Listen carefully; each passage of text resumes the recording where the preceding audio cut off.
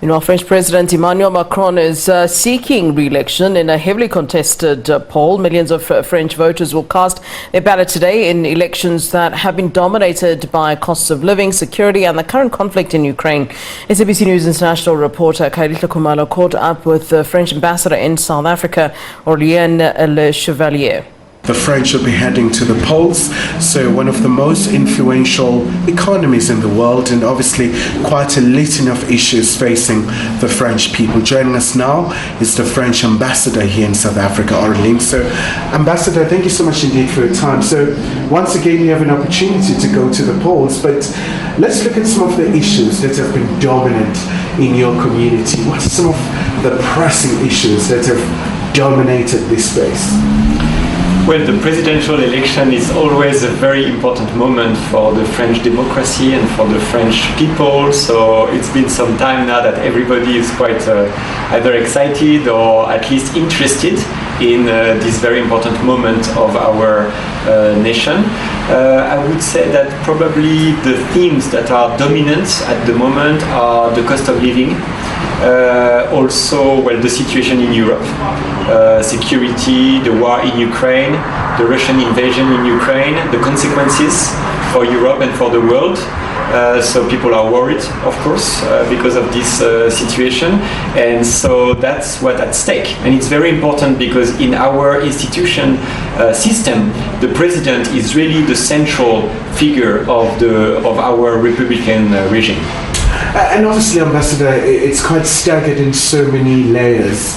Sunday is the first leg. Tell us about the process. How is it going to work?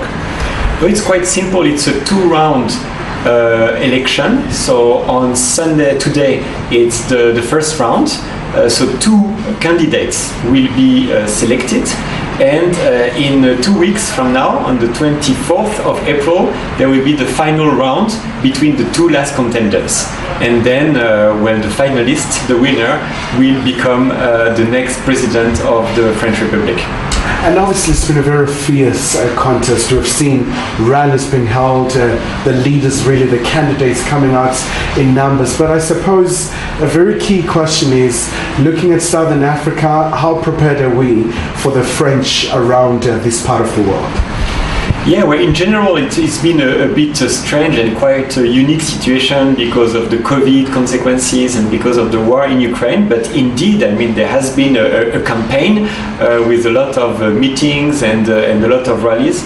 And in Southern Africa, we've been very busy to organize also the vote here because we have the French community in Southern Africa, more than 10,000 French people. So they have to go to polling stations. So we have 3 polling stations in South Africa, one in Johannesburg at the French school, in Morningside, one in Durban and one in Cape Town. And we have also 3 polling stations in the region, one in Namibia, in Zambia and in Gaborone, Botswana. And so we've had to organize all of this. I think we are ready, it's going on, but it's been some work, yes, and it's important for our democratic life. And just before I let you go, Ambassador, undeniably the issue around Ukraine, we've seen the incumbent President Macron being one of the very key figures in terms of trying to find a solution. He has been to the Kremlin, meeting with President Putin. How are those processes, unfolding?